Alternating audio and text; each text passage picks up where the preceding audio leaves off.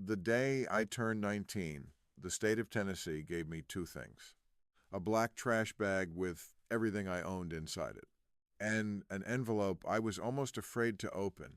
I want you to picture it. A boy standing on the concrete steps of a place that was never a home, just a building with rules. The sky that morning was the color of old dishwater. The kind of gray that doesn't promise rain and doesn't promise sun. It just sits there, heavy, waiting. I was holding that trash bag against my chest like it might keep me warm. It didn't. The cold came up through the soles of my shoes. The ones with the split along the left toe that I'd been hiding for 2 years. Behind me, the door clicked shut. Not a slam, not a goodbye, just a small final sound. The sound of a door that locks from the inside, deciding you're on the outside now. I was an adult. That's what the paperwork said. 19 years old, and the system was done with me. No more beds with my name taped to the frame, no more cafeteria trays, no more counting the days till somebody decided what happened to me next. I had $150 folded in my pocket, and I had a little sister still inside that building.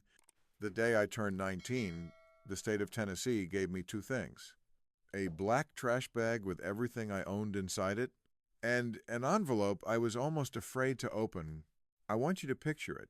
A boy standing on the concrete steps of a place that was never a home, just a building with rules. The sky that morning was the color of old dishwater, the kind of gray that doesn't promise rain and doesn't promise sun. It just sits there heavy, waiting. I was holding that trash bag against my chest like it might keep me warm. It didn't. The cold came up through the soles of my shoes. The ones with a split along the left toe that I'd been hiding for 2 years. Behind me, the door clicked shut. Not a slam, not a goodbye, just a small final sound. The sound of a door that locks from the inside, deciding you're on the outside now. I was an adult. That's what the paperwork said. 19 years old, and the system was done with me. No more beds with my name taped to the frame. No more cafeteria trays. No more counting the days till somebody decided what happened to me next. I had $150 folded in my pocket, and I had a little sister still inside that building.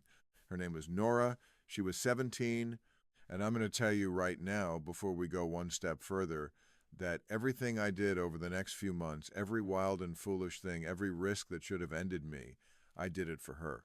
So if you've ever loved somebody so much that their safety mattered more than your own breath, then pull your chair a little closer.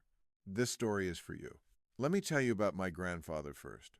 His name was Walter Holt, and I'd met him exactly twice in my whole life. Once when I was 6, at a county fair. He bought me a paper cone of cotton candy, and he let me sit up on his shoulder so I could see the lights. I remember his hands, big, rough, scarred hands, hands that had built things. He smelled like sawdust and pipe smoke, and when he laughed, it came up from somewhere deep, like it had to travel a long way to reach the air. The second time was at my parents' funeral. I was 9. He stood at the back in a gray coat that didn't fit him anymore, and he looked at me and Nora across all those folding chairs, and I swear to you, he looked like a man trying to memorize our faces. Like he knew he wasn't going to get to keep them. Then the state took us, and the lawyers and the caseworkers and the rules took over, and I never saw him again. I found out later he tried. He tried for years. But I'm getting ahead of myself. That morning on the steps, the envelope in my hand was from a county probate office, from a part of the state I'd never even heard of. The Cumberland Plateau, hill country. I tore it open with cold fingers. Inside was a letter from a lawyer named Harlan Pierce. The words swam at first, all that stiff legal language. But I pieced it together, standing right there in the cold. My grandfather, Walter Holt, had died about a year before, and he'd left me something. Not money, land. 2.5 acres of nothing, way out in the hills, with one structure on it. To claim it, I had to show up in person and pay the back taxes. $5. I read that number 3 times. $5 for land. I figured it had to be a mistake, or worse, a trap. Land that costs $5 is land somebody wants to be rid of. Poisoned ground, a sinkhole, something, but there was a photo clipped to the back, a grainy black and white printout from a satellite, just gray on gray. And in the middle of it, a long, curved shape, like a tin can somebody had laid on its side in the woods. A Quonset hoot. You've seen him. Those old half-round metal buildings from the war, ribbed like the inside of a whale. People turned them into barns, into workshops. This one looked like it had been left out there to rust away and be forgotten. I stood there shivering, and I almost threw the whole thing in the trash. But here is the part you need to understand about me at 19. I had nothing. So I had nothing left to lose. I went around to the side of the building, to the window of the common room, and there she was. Nora. She had her hand flat against the glass, her hair pulled back the way she always wore it, and her eyes were too big for her face, the way they got when she was fighting hard not to cry. We weren't allowed to say goodbye. There was a rule about it, no prolonged emotional displays. It upset the routine.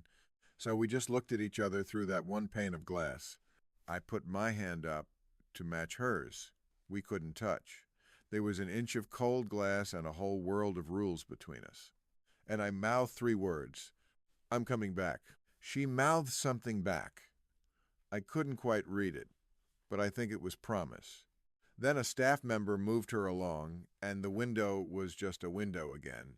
Here's the thing, nobody tells you about the foster system. They don't keep brothers and sisters together when one of them ages out. The minute I walked off those steps, the clock started ticking on Nora. And it was worse than that. A caseworker had told me, in that flat voice they all have, that Nora was being transferred. A facility 2 states away had an open bed. The county wanted her moved within 30 days. 30 days. After that, I might never find her again. The paperwork swallows children whole. So there I stood, $150, a trash bag, and 30 days to build a life out of nothing. Now, let me ask you something, and I want you to really sit with it for a second. If you had $5 left to your name, would you bet it on a piece of land you'd never laid eyes on that a total stranger said was worthless? Hold on to your answer, because I made my choice on a hard bench in a bus station, and it changed everything that came after. The bus depot smelled like burnt coffee and floor cleaner. I had a one-way ticket south, toward the city, toward the shelters. That was the safe plan, the smart plan. Find a cot, find a job washing dishes, save every dollar, hire a lawyer someday, maybe, and fight for Nora the proper way, through the proper channels. That was the plan that ended with both of us drowning slow. On the next platform over, a different bus sat idling, its sign lit up with a string of little town names, and one of them I knew, from the lawyer's letterhead. I sat on that bench for 20 minutes. I took the framed photo out of my bag, the only thing I had that was truly mine. The 4 of us at the county fair, all squinting in the sun. Mom, Dad, me, and Nora, just a baby in Mom's arms. And there, just behind us, half out of the frame, was my grandfather, holding a cone of cotton candy, watching us like we were the only thing in the whole world worth watching. He wasn't a man who played cruel jokes. He was a man who built things, a man who taught a 6-year-old how to tie a real knot before he lifted him up onto his shoulders. There had to be a reason.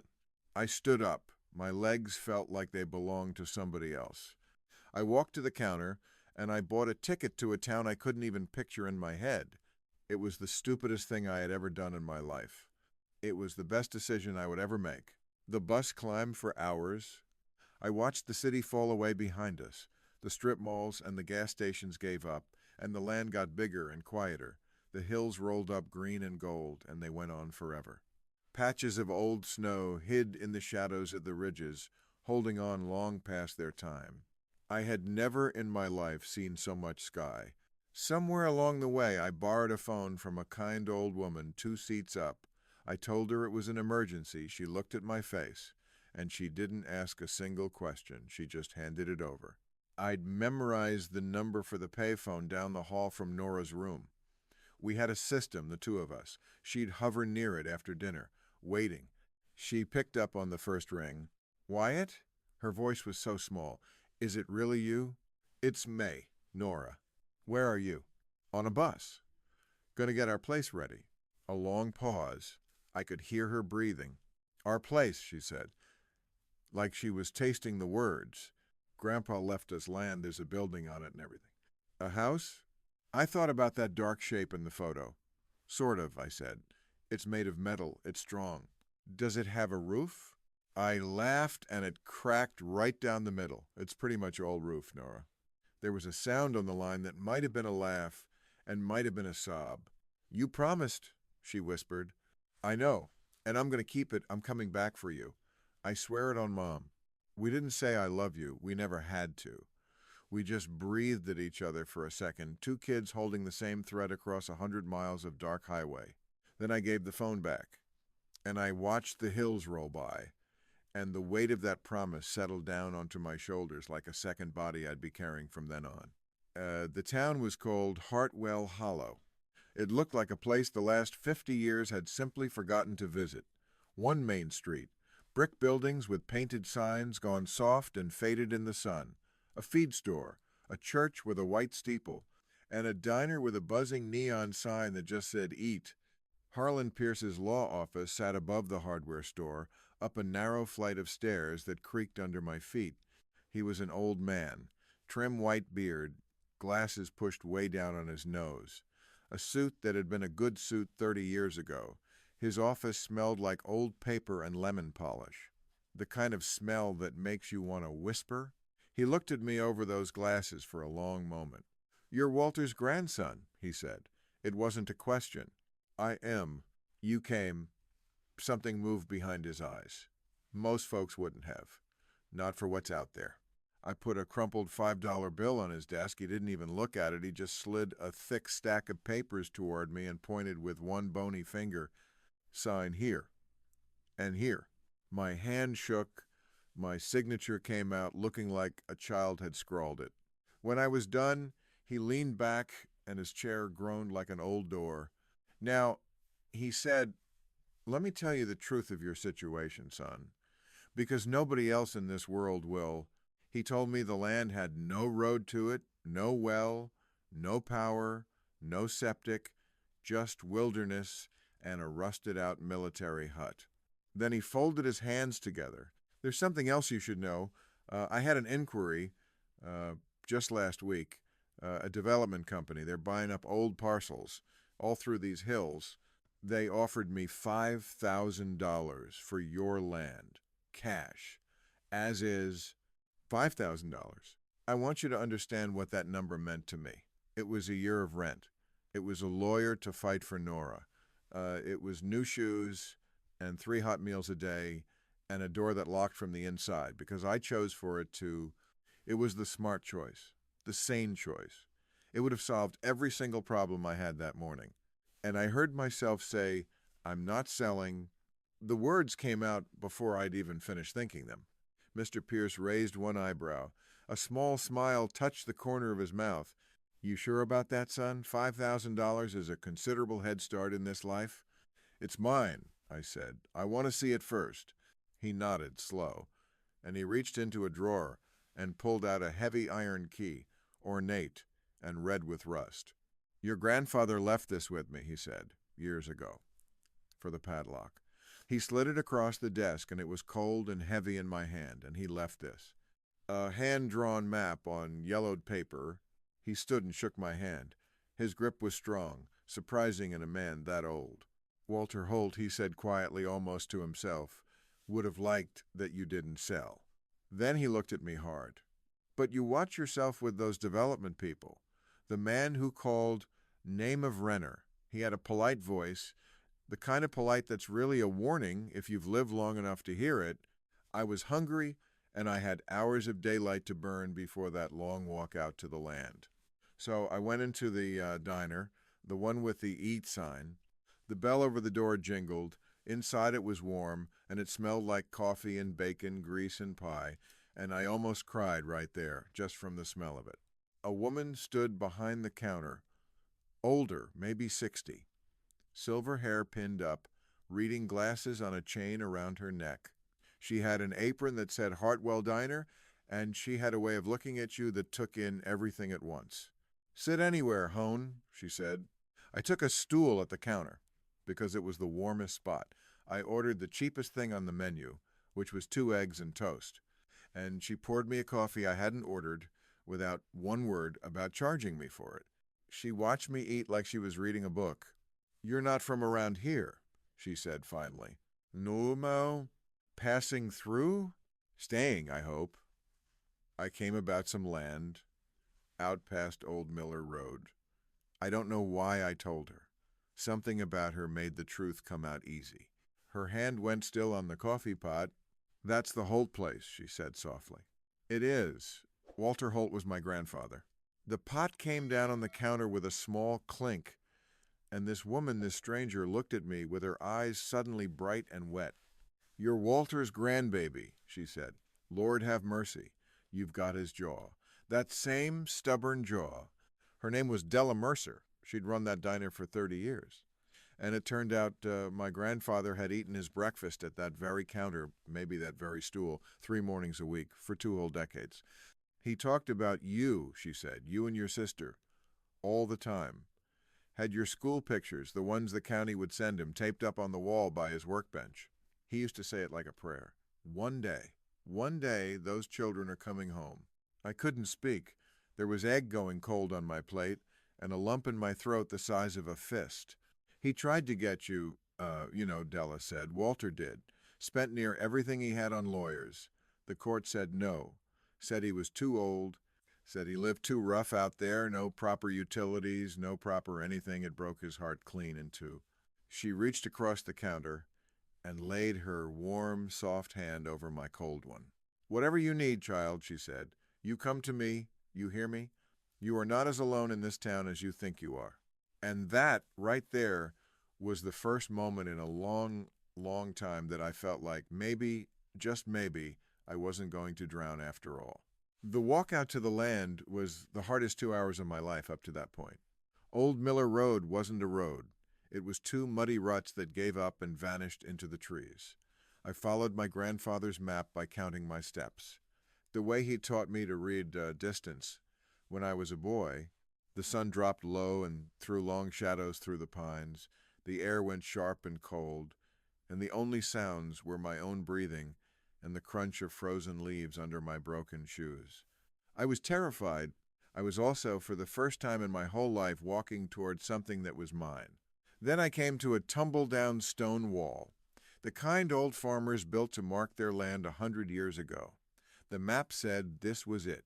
I pushed through a tangle of bare branches, and there it was, the Quonset hut. It was bigger than the photo, and it was worse. It hunched there in a small clearing like a great gray animal that had laid itself down to die. Rust bloomed across its ribbed metal skin in angry orange patches like a sickness. Weeds and little saplings had crept right up to its sides, the forest slowly taking it back. It didn't look like a home. It looked like a tomb. And I'll be honest with you, my heart sank right down into my broken shoes. I thought about that $5,000. I thought about how easy it would be to walk back to town and call Mr. Pierce and take the money and never look back. But the key was heavy in my pocket, and a heavy key feels like a responsibility. The front doors were chained shut, a thick rusted chain, wrapped around 2 handles, locked with a padlock as old as the hut itself. I slid the key in. It fought me. For one awful second, I was sure it was the wrong key, that this whole thing was the final joke. I put my shoulder into it, and I turned with everything I had, and it gave a screech of metal, then a deep, solid clunk. The chain fell away and hit the dirt with a sound like a bell. It took all my weight to drag one of those huge doors open. It groaned on its hinges, and the sound rolled out across the silent woods. I stepped inside. The inside was a cavern, dark and vast and cold. The curved metal ceiling climbing up into shadow. The air was thick. It smelled of damp earth and rust and trap time, like a place that hadn't taken a breath in years. One single beam of dying sunlight came down through a crack in the roof. And in that beam of light, in the exact center of all that emptiness, sat a small wooden crate. It hadn't been dropped there, it had been placed there, on purpose, like it had been waiting. My fear turned into something else, a pull, a prickling at the back of my neck. I set down my trash bag and I crossed that concrete floor. My footsteps echoed until I stood right over the crate. It was old, dark wood with rope handles, no lid. I looked inside. It was full of glass canning jars, packed in straw, each one sealed with a wax lid, and for a second I thought, food. He left me food. That's the kind of thing a practical man does for his grandchildren. I lifted one out. It was too heavy for preserves, and what was inside was not peaches. It was money, rolled bundles of cash, held together with rubber bands so old they crumbled the second I touched them. I picked up another jar, the same, and another, all of them the same. My legs went out from under me, and I sat down hard on that cold floor. I pulled one bundle loose, the rubber band snapped, and $20 bills spilled into my lap, soft and worn and real. I counted out one bundle, $1,000. There were dozens of bundles in that one single jar, and there were at least a dozen jars in the crate. I started to laugh, a strange, choked sound that bounced off the metal walls, and then the laugh broke apart and it turned into something I hadn't done in years. I cried. I cried for all of it, for the cold steps that morning, for Nora's hand on the glass, for my mother and father in the ground, and for a quiet old man who'd built a rusted ark in the middle of nowhere and filled it with every dollar he had so that two children he was never once allowed to raise might have a fighting chance. This was not a head start. This was a whole different life. This was Nora's future, sitting in a crate, in the dark, waiting for us to find it. Let me stop right here for just a moment, because I have to ask you something. I've just told you about a boy with nothing who found a fortune hidden in a rusted hut, left by a grandfather who loved him from a distance for 10 long years. Have you ever found out that somebody loved you the whole time, even back when you were certain you'd been forgotten? I truly want to know, because that feeling, when it finally lands on you, it can knock the wind clean out of your chest. Now, stay with me, because what I found at the very bottom of that crate is what changed everything I thought I understood about my own life. Under the last layer of straw, there was a book, a thick journal bound in leather gone soft with age, and on the cover, in faded gold letters, was a name. Walter Holt. My hands were shaking when I opened it. The first page wasn't a journal entry, it was a letter. The handwriting was neat and careful, the writing of a man who worked with his hands and took pride in doing a thing right. It was addressed to me, Wyatt, it began, and reading it was like hearing his voice for the first time in 10 years. If you're reading this, it means you turned 19, and you came. It means you were stubborn enough to take a $5 chance on an old man's ghost. I knew you would be. You've got your mother's heart, but you got my hard head. That's a good mix, son. It'll carry you a long way. I had to stop and wipe my eyes just to keep reading. The money is for you and your sister. It's everything I had. I sold off what I could, and I lived cheap out here so there'd be something left for the two of you. I wanted you to have a foundation. Something solid the world couldn't take away, the way it took everything else. But I'll tell you a secret. The money is the least of what I'm leaving you. The most important thing is this land, this ground. They will come and tell you it's worthless. They've been telling me that for 30 years. They are wrong, Wyatt. They are dead wrong. There are men who will try to buy this place out from under you. They'll offer you money that sounds like a kingdom to a boy who has nothing. Don't you let them bully you. What's here is worth more than anything they can put on the table. You just have to find it. And then the last line, underlined twice, hard enough to nearly tear the paper. The foundation is the key. Everything starts with the foundation. I looked up from that letter, out across that vast dark space, at the cracked gray concrete floor. The foundation, what in the world did he mean by that? I spent my first night in that hut I had no sleeping bag, just my thin jacket and a pile of musty old canvas tarps I found in a corner. I put the money back in the jars, and the jars back in the crate, and I dragged it into a dark corner and covered it over. It felt dangerous, that much money, like a secret that could burn the whole place down around me. The cold that night was a living thing. It came up through the concrete and down from the metal roof, and it pressed in on me from every side. The wind outside sounded like a giant trying to peel the roof back to get at the soft thing hiding inside. I lay in the dark and listened to the woods. An owl, somewhere, something small moving through the dead leaves. I was scared, but it was a different kind of scared than I'd ever known. Not the fear of a bully down the hall or a caseworker's clipboard. This was an older, cleaner kind of fear. The fear of being one small, warm thing in a great cold wilderness. And somehow, it felt honest. In the morning, the sun came through the crack in the roof and turned all that floating dust to gold. And I was stiff and frozen and hungry, and I was alive. And I had work to do. I'd love to tell you that I solved my grandfather's riddle that first week. I didn't. The truth is, survival came first. A body doesn't waste time on mysteries when it's freezing and hungry. I walked the 2 hours back into town with $100 from one of the jars. It felt like a betrayal, breaking into his gift like that. But I needed tools. I needed food. I went into the hardware store under Mr. Pierce's office, and that's where I met Marcus Bell. Marcus was maybe 45, built like a man who'd spent his whole life lifting heavy things. He had a salvage yard out back of the store, reclaimed lumber and old fixtures and engine parts, all sorted into bins. Turned out he'd been an Army Corps of Engineers man before he came home to take over his daddy's business. I told him a half-truth. Said I was camping out, fixing up an old place. He looked at me a long second, took in my city shoes and my shaking hands, and he didn't push.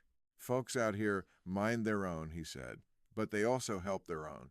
He set me up with the essentials: a good axe, a bow saw, a heavy tarp to patch the roof, buckets, a little propane camp stove, a real sleeping bag, rated for the cold. And when I went to pay, he knocked $30 off the total and called it a welcome gift. "You're working the old Holt place," he said, not a question. "Walter and my daddy were close as brothers, built half the barns in this hollow together." He stuck out his hand. "Anything you can't figure out, you come find me." I bought groceries at the little market, canned soup, bread, peanut butter, coffee, simple things that felt like Christmas morning. And then I hauled it all the 2 hours back. And every single step felt like it meant something, because I wasn't running anymore. I was building. The next few weeks, I worked harder than I knew a body could work. I patched the hole in the roof, climbing that curved metal in the cold with a rope tied around my waist and my heart up in my throat. I cleared the weeds and the saplings from around the hut. I found a clear little stream a quarter-mile off, and I hauled water back, bucket by bucket, till my arms screamed. I learned to split wood. My soft city hands tore open and bled, and then they went hard with calluses. In the back of the hut, I found an old wood-burning stove, rusted but whole. I spent 2 days cleaning it up, and I ran new pipe up through the old hole in the roof. And the first night I lit a fire in it, the warmth spread through that whole metal cavern. And I sat in front of it with tears on my face, because for the first time, the place didn't feel like a tin can. It felt like a shelter. I called Nora every couple of days from the payphone in town. I told her about the stove, about the stream, about Della's pie, and Marcus's salvage yard, and the owl that lived out in the trees. "You sound different," she said one night. "How?" "Older. Less scared." "I'm still scared," I told her, because it was the truth, but it's a good scared now. I was counting the days. The clock the county had set was running down, and every single morning I woke up with one less day to keep my promise. I didn't tell her about the money. That secret was too big and too dangerous to send down a phone line. But I started, in the quiet hours, to study that floor. My grandfather had written it twice and underlined it twice. The foundation is the key. I got down on my hands and knees, and I swept every inch of that concrete clean. I ran my palms over the rough, cold surface like a blind man reading a face. And I found nothing. For days, nothing at all. The letter from the developers came about 2 weeks in. It arrived at Mr. Pierce's office, and he sent word down to the diner, and Della drove me into town in her old pickup so I wouldn't have to make the walk. It was on thick cream paper with an embossed logo, a stylized mountain peak, Greystone Resort Partners. Their offer had gone up $25,000 now. But there was a second paragraph, and that's where the polite turned cold. If I refused, they wrote, they were prepared to petition the county to seize the land under eminent domain, claiming my unimproved, derelict structure was a blight, and that they needed the parcel for utility access. A threat dressed up in a nice suit. Mr. Pierce watched my face while I read it. They're getting serious, he said, and that word, utility access. You mark it, that's the tell. They don't say what utility. Now you ask yourself, why would a man building a golf resort in dry hill country be so almighty interested in your worthless little parcel? I felt something click in the back of my mind. I looked at him. My grandfather wrote that the foundation was the key. He said, everything's already here, I just have to find it. Mr. Pierce took off his glasses, and he polished them slow. Walter Holt, he said, was a stonemason and a carpenter before he was ever a farmer. But before all of that, when he was a young man, he worked survey crews for the state. Geology. Water tables. That man could read the ground the way you and I read a newspaper. He put his glasses back on. If he told you the foundation was the key, son, I'd wager he meant it. Plain and literal. I went back that night, and I didn't sleep 1 minute. At first light, I got down on the floor again. But this time, I had a plan. I started in the corners, the places a man hides things. And in the far back, half hidden under the wood stove I'd installed, I found it wasn't a crack, it was a line, perfectly straight, too straight to be any accident. It made a square in the concrete, maybe 4 feet by 4 feet, with edges so clean they had to have been cut. Asem. Door. My heart was slamming against my ribs. I dragged the stove aside, and I went over every inch of that square. But there was no handle, no ring, nothing. It sat perfectly flush with the floor. I called Nora that afternoon, and I almost told her. But I held it in. That evening, I was still at it, prying at the edges with a screwdriver, getting nowhere. And here is a thing I have to tell you, because it matters. It wasn't me who solved it in the end. It was Nora. But let me back up. 16 days into my 30, I did something reckless. I went and got my sister. I'll spare you the long version. But Della and Marcus, they helped me, and there was a window, a small clerical gap between the day her local placement ended and the day the out-of-state transfer was set to happen. A few days where Nora technically had no assigned bed. She was supposed to be moved, but the transport hadn't come yet. So I took a bus back north, and I waited outside that building I knew so well. And when Nora came out for the supervised yard time she'd told me about on the phone, I was standing right at the fence.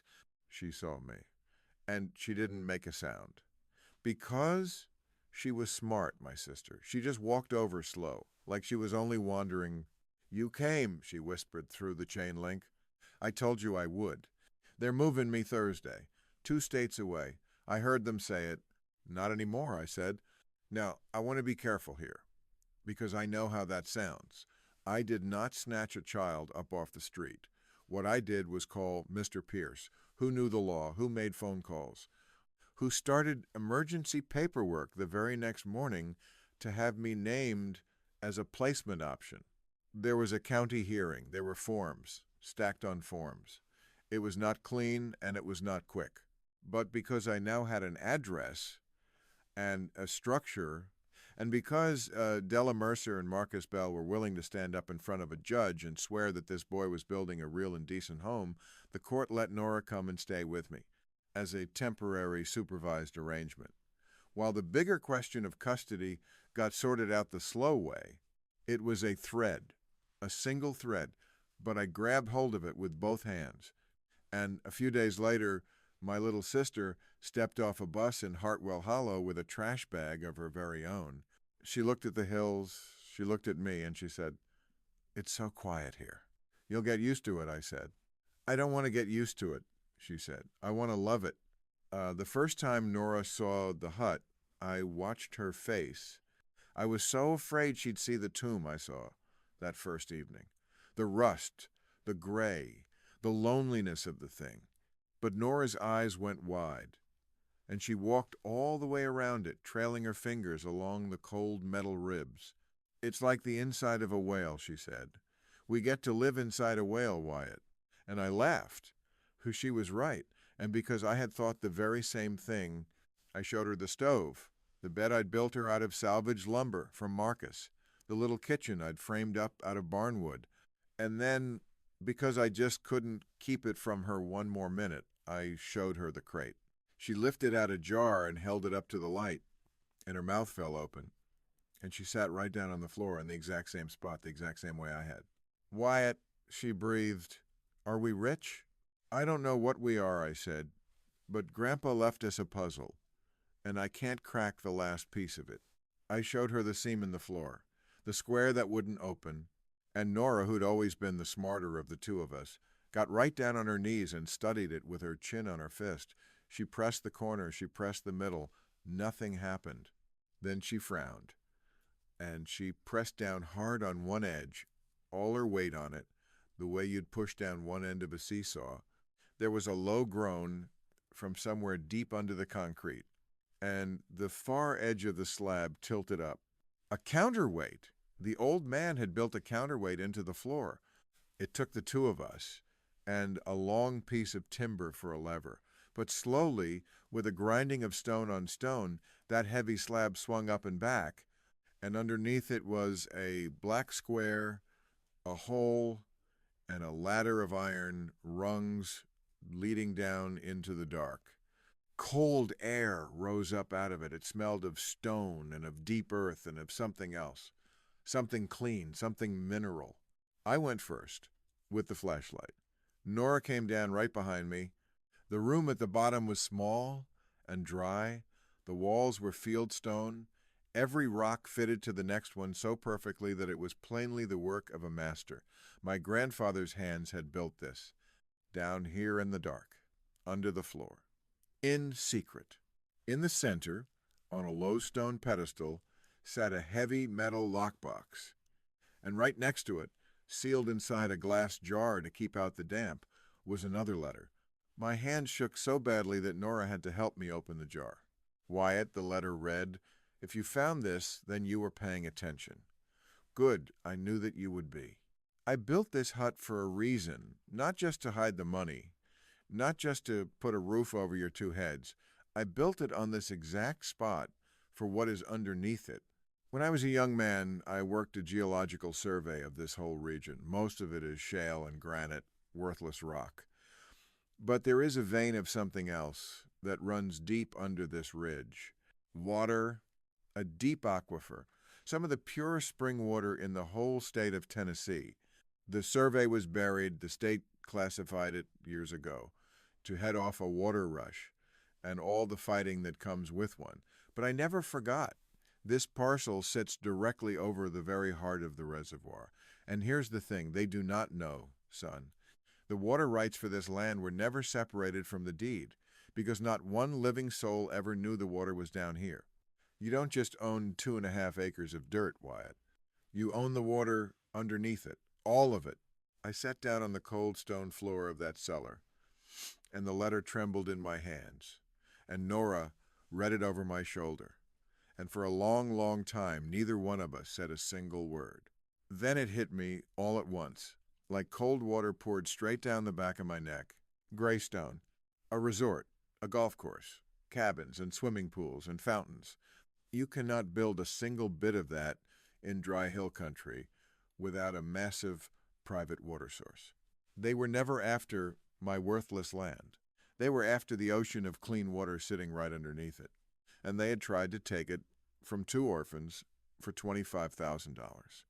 The lockbox confirmed every word of it. Inside were copies of the original geological surveys, the water table maps, and a careful legal opinion my grandfather had paid for years ago from a water rights specialist down in Nashville, stating in plain language that whoever owned this parcel controlled the aquifer. He had known for 30 years. He had spent 30 years quietly building a fortress to protect a future he would never live to see. But there was one more thing in that lockbox, a bundle of envelopes tied up with string, dozens of them, maybe 100, and every single one of them was addressed in my grandfather's careful hand to me and to Nora, care of Street Catherines, care of the county, care of 3 different foster placements over all those years. And every single one of them was stamped in red ink, return to sender, addressee, unknown, undeliverable. He had written to us for years and years. Birthday letters, Christmas letters, just thinking of you letters. And the system had sent every last one of them back, unopened. Nora picked one up, her own name on it, in his handwriting. She held it against her chest, and she made a sound I will never forget for as long as I live. He didn't forget us, she said. Wyatt, he never forgot us. They just wouldn't let him reach us. And the two of us sat down there in that stone room our grandfather built with his own hands, surrounded by 100 letters that never once reached us, and we read them, one by flashlight, until the sun came up over the ridge. I need to stop again. I'm sorry, but I have to, because I've gotten ahead of myself in the telling. And I almost rushed right past the part that matters the most. It was never about the money. It was never even really about the water. It was about 100 letters in a box, proving that no matter how many doors that system shut in his face, an old man never once stopped reaching for us. So let me ask you, and please, take your time with this one. Is there somebody you lost touch with? Not because the love ran out, but because life and distance and circumstance just got in the way? If there is, then maybe today is the day to reach back across that distance. Now, the old man left us a fortune, and he left us a secret. But there was one thing he couldn't leave us: protection. That part we were going to have to fight for ourselves. And the fight was only just beginning. The morning we climbed up out of that cellar, I felt like a different person. The fear was still there. But underneath it now was something hard and new, a floor of my own, solid under my feet. I took everything from that lockbox to Mr. Pierce. I spread the surveys and the legal opinion and the water rights documents out across his desk, and I watched that old lawyer read them. And I watched his eyes get wider and wider. He took off his glasses, he set them down, and a slow, broad smile spread across his weathered old face. "Walter Holt," he said softly, "you magnificent old fox." Then he looked up at me. "Son, this changes everything. This is no longer a fight where we just say no and hope they slink away. This is leverage." He tapped the surveys with one finger. "We don't have to play defense, you and I. We get to set the terms." He hired a water rights attorney out of Nashville, paid for with some of the cash from the crate. A sharp young woman who drove all the way up to the hollow, walked the land, read my grandfather's documents, and just kept shaking her head and laughing under her breath in pure disbelief. "This old man," she said, "did everything perfectly. Every I dotted. Every T crossed. Greystone's entire strategy depends on nobody knowing the water is here. The second we prove that we know, they have got nothing at all." For the first time, I let myself believe that we might actually win this thing. And that, of course, is exactly when it got dangerous. The threat started small. A surveyor's truck parked at the end of Old Miller Road, men in vests photographing the property line, a certified letter challenging the validity of my grandfather's 30-year-old survey, a second letter questioning whether a 19-year-old was a fit guardian for a minor child in a structure lacking basic utilities. That last one scared me more than all the rest of them put together, because it was true enough to be dangerous. I was 19, the hut had no power, no plumbing, and Nora's custody was still just that single thread. So I doubled down on the work. Marcus came out and helped me run a proper line from a generator. We framed up real walls. We put in insulation. Nora and I sanded down planks from a collapsed barn up the road into a smooth wood floor. The hut was becoming a home, fast, partly because I loved it, and partly because I knew that someday a judge was going to look hard at it. The town noticed. People do in a small place. A retired electrician named Hollis showed me how to ground the wiring proper. A woman from the church left a box of pots and pans and dishes on the doorstep with a note that just said, "Welcome home." Della sent food out 3 times a week. Casseroles and pot roast and a coconut cake that made Nora cry right at the table. They weren't just being kind, all these people, they were choosing a side. And then one cold night in the 3rd week of March, somebody set fire to my home. I woke up to the smell of smoke. Not wood stove smoke. The wrong smell, sharp and chemical and wrong. I came up off the bed, and I saw the orange glow in the back corner near the cellar, where I'd left a stack of papers on a work table. The canvas tarps had caught, and they were throwing up flame and black smoke against the metal wall. "Nora!" I screamed. "Get out! Get out right now!" She came awake fast, my smart sister, and she grabbed the one thing that mattered, the crate, dragging it toward the door while I beat at the flames with a wet blanket and dumped every water bucket I had. We got it out. The metal walls saved us, in the end. Metal doesn't burn. The fire scorched the work table and ate the tarps and blackened a patch of the ceiling, but it could not take the hut. And as I stood there in the dark, with my lungs full of smoke and my sister coughing beside me, I saw 2 things. The first was a gas can lying out in the weeds where somebody had dropped it running. The second was a flashlight beam far off through the trees, bobbing up and down as somebody ran away down the old road. Somebody had tried to burn us out, to destroy the papers, to scare 2 children into selling. And here's the worst part of it. The fire had been set right near the cellar door. Whoever did it, they knew exactly where to look, which meant somebody had told them. Nora figured it before I did. She usually did. "How did they know about the floor, Wyatt?" she said the next morning, her voice flat and cold. "Nobody knows about the cellar. Not Della, not Marcus. We never told one single soul." She was right. We had been so careful. The only people on this earth who even knew those documents existed were me and Nora and Mr. Pierce and the attorney down in Nashville. So how did Greystone know exactly where to set their fire? I went to Mr. Pierce, and the old man's face went gray when I told him. "There's something I should have told you sooner," he said, heavy. "When your grandfather passed, there was a contest filed against the will by a relative." "What relative? I don't have any relatives." "You have one," he said. "Walter had a younger brother, your great-uncle, a man named Eldon Holt." The name meant nothing at all to me. I'd never once heard it in my life. Eldon and Walter fell out, decades back. Bad blood, over money, over your grandmother, over things that don't matter anymore. Eldon left the Hollow, and nobody heard much from him after. But when Walter died, and word got around that he'd left land to grandchildren that nobody'd ever laid eyes on, Eldon came back, filed a claim saying the will was invalid, said the land ought to have passed to blood that stayed, not to orphans who ran off. I felt sick. Where is he now? Mr. Pierce looked out his window. "Down at the quiet Main Street." "That's the thing, son. He's been working for Greystone, as a local consultant, they call it, helping them buy up parcels." He turned back to me. "Eldon Holt has been in their pocket this whole time.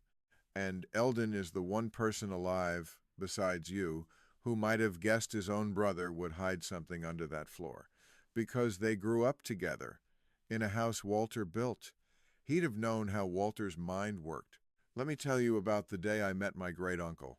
I drove Della's truck out to the address Mr. Pierce gave me, a rented room above the feed store on the edge of town.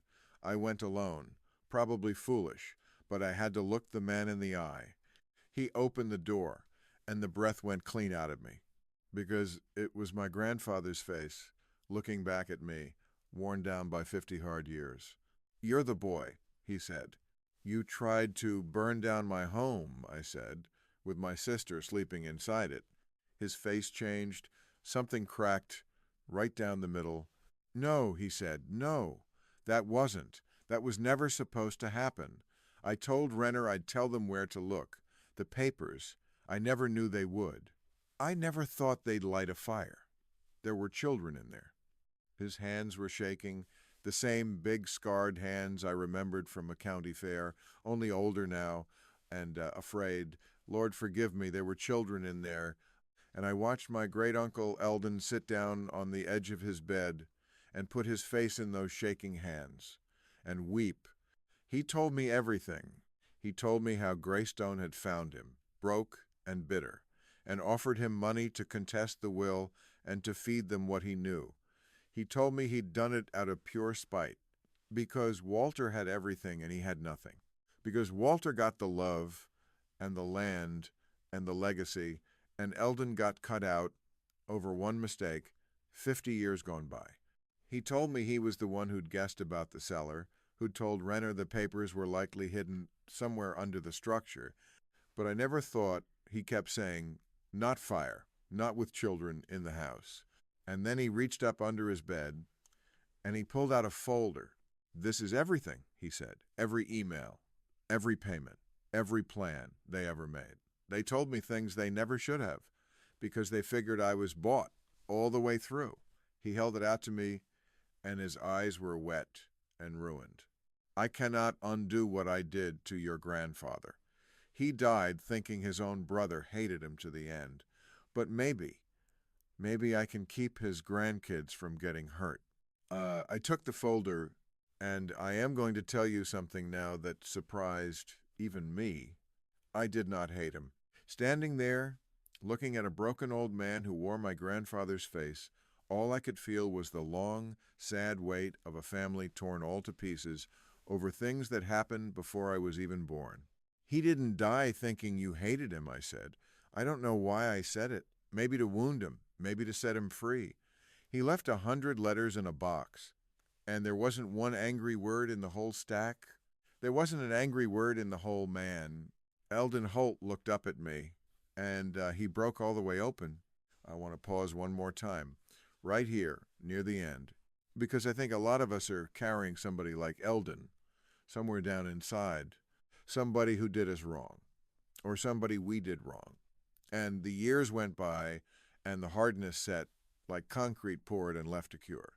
I had every right in the world to walk out of that little room, to let that broken old man drown in what he'd done. I didn't, and I'm not telling you this to make myself sound like a good person. I'm telling you because forgiveness, it turned out, wasn't a gift I gave to him. It was a weight I finally set down for myself. Have you ever forgiven somebody? Not because they earned it, but because you were just so tired of carrying it around? I would truly love to hear about it, because I have come to think that might be the bravest thing a person can do in this life. Now, let me tell you how it all ended. Because the folks at Greystone, they had no earthly idea what was about to walk through their door. With Eldon's folder, the whole thing came apart for Greystone. That folder had emails proving they knew about the water all along. It had records showing they'd deliberately lowballed an orphan they thought was too desperate to know better. And worst of all, for them, it had internal notes talking about how to pressure the occupant. Notes that the arson investigation, now open with real evidence, could tie straight back to the fire. Their bluff wasn't just called, it was buried. The attorney down in Nashville filed every page of it, and within a week, Greystone's own lawyers requested a meeting. I walked into Mr. Pierce's dusty little office on a bright, cold morning, and I found two men in expensive suits waiting for me. They looked deeply uncomfortable up there, above the hardware store, surrounded by old paper and lemon polish. One of them was Calvin Renner, the polite voice on the phone. He had a smile like a closed door. They tried charm first. They talked about community, about progress, about partnership, about what a fine thing it would be for the Hollow, jobs, growth, opportunity. I let them talk. I'd learned that much from Mr. Pierce. You let a man talk long enough and he'll show you everything he's holding. Then Renner slid a piece of paper across the desk. We're prepared, he said, to make this whole thing right. We'd like to offer you $250,000 for the land and the water rights. And of course, we'll withdraw all our petitions with the county. The matter regarding your sister's living situation, that would simply go away. $250,000, the same offer that just 1 year before would have made me weep with relief on a cold sidewalk. And I want you to understand, I thought about it. I am not a saint. I sat there in that chair and I thought about hot running water and a real house and never being cold again, never being scared again. But then I thought about something else. I thought about the feeling of splitting wood in the cold morning air, the pride of a wall built straight and true with my own two hands, 100 letters in a box, a stone cellar built in secret by a man who loved us across all those years and all those locked doors. I thought about my grandfather, who'd spent 30 years playing a quiet game of chess to protect this exact moment. And I thought about the promise I made my sister through a pane of cold glass. A home, not a check, a home. No, I said. The two men just stared at me. I beg your pardon, said Renner, his smile slipping right off his face. The answer is no. I'm not selling the land, and I'm not selling the water. Not for $250,000, not for 10 times that. I slid a paper of my own across the desk, the counter-proposal that Mr. Pierce and the Nashville attorney and I had stayed up 3 nights writing. But here's what I will do, I said. I'll lease you access. You can run your pipes through one corner of my property, and in exchange you'll pay a yearly fee. You'll pay to drill and install a commercial well and pump system on my land, which I will own and I will control. And you'll connect my home to the power grid at your expense. I took a breath. My hands weren't shaking anymore. And one more thing. You'll establish a community water trust administered by a local board so that every single family in Hartwell Hollow has guaranteed access to clean water at fair rates forever. The two men were speechless. They looked down at the paper. They looked back up at me, a boy in a flannel shirt and work boots, dictating terms to a multi-million-dollar company. They were looking at a ghost they could not bully. They left without giving me an answer. But all three of us in that room knew exactly who had won. It took another month to hammer out all the details, but they agreed. They agreed to every last bit of it, because the plain truth was, my proposal was cheaper for them in the long run than going and finding a whole new water source. And because that arson investigation was a sword hanging over their heads, and because they'd already sunk far too much into the project to just walk away, the day the contracts were signed, I didn't feel like celebrating. I felt quiet. I drove home, back up into the hills, back to the hut. The power company had been out the day before. And I stood at the door and I flipped a switch, and the whole place flooded with clean, steady electric light. Not a sunbeam through a crack in the roof, not the flicker of a lantern. Real light. Light that I controlled. Light that said, this is a home, and people live here, and they are not going anywhere. Nora came and stood beside me, and she looked at all that light. He did it, she said softly. Grandpa, he saw all of this coming 30 years ago. He saw the two of us standing right here. Yeah, I said. I think he did. That summer, we went to court one last time, the hearing to make Nora's guardianship permanent, to make me legally and forever her family. I didn't go alone. Mr. Pierce came in his good old suit. Marcus Bell came in a clean shirt that looked like it pained him to button. Della Mercer came, and Hollis the electrician, and the woman from the church, and a half a dozen others from a town that had decided, somewhere along the way, that the two of us belonged to them.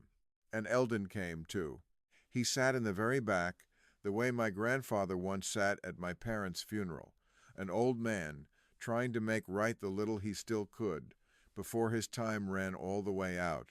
He'd given a statement to the court about Greystone and another one to the police, and he'd asked the judge, in writing, to please let his brother's grandchildren stay together.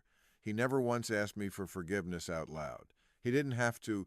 We had settled all of that already in a rented room above the feed store. The judge looked at my file, at the letters of support stacked an inch thick, at the photographs of the home I'd built with my own two hands, at the deed in my name, and the income from the water lease, and the bank account where the rest of my grandfather's gift now sat in a proper trust, with Nora's name on it. And then he looked at Nora, 17 years old, sitting up straight in her very best dress, brave as anything I have ever seen in my life. Young man, the judge said to me, and it says here that you aged out of the system with $150 and a trash bag, and in 1 year you built a home and a business and a place in this community, and you did all of it, near as I can tell, so that your little sister would have somewhere in this world to belong. I couldn't speak. I just nodded my head. Petition granted, he said. And he brought his gavel down. One small sound, the sound of a family being put back together again. We drove home with the windows rolled all the way down. When we crested that last hill and the hut came into view, Nora reached over and grabbed my hand. It wasn't a rusted tomb anymore. New windows caught the evening light, a real door, a little porch I'd just finished building, with 2 chairs sitting on it, smoke curling up easy from the chimney. The whole thing solid and warm and real. "You did it, Wyatt," she whispered. "You built us a house." "It's not a house," I said, smiling. "It's a Quonset hut." "No," she said, and her grip on my hand got fierce. "It's home. We still live there. My sister and I. We stand out on that porch most every evening now, and we watch the sun go down behind the ridge, the sky turning all those colors a city never once let you see. Orange and rose, and a purple so deep it makes your chest ache. The crickets start up, an owl calls out from the trees, and the air smells like pine and cut grass and wood smoke. Nora's going to start college in the fall. The trust her grandfather built will see her all the way through. And then some. She wants to study water. Of course she does. The geology of it, the law of it, the way something invisible deep under the ground can be worth more than all the gold in the world. Della comes out for Sunday supper. Marcus is teaching me how to rebuild an engine, and there's a community well now down at the edge of the property with a little brass plaque on it that reads, "In memory of Walter Holt, who knew what was here all along." The money my grandfather left us is still mostly sitting in the bank, but I'll tell you the truth now. The same truth I came to that first cold morning, sitting on the floor of a freezing hut. The money was never the inheritance. The land was the inheritance, the water, the puzzle, the 100 letters in a box that proved we'd been loved the whole entire time. We believed we'd been forgotten. And the chance, the precious, precious chance, to build something with my own 2 hands, instead of just surviving. My grandfather taught me, without ever once getting to say a word to me, that the most valuable things in this life are usually the hidden ones, buried under rust, under neglect, under years and distance and other people's rules. You have to be stubborn enough to dig for them. He taught me that a home isn't something you find. It's something you build, plank by plank, on a foundation of love and pure stubbornness. And both of those, it turns out, run awful deep in my family.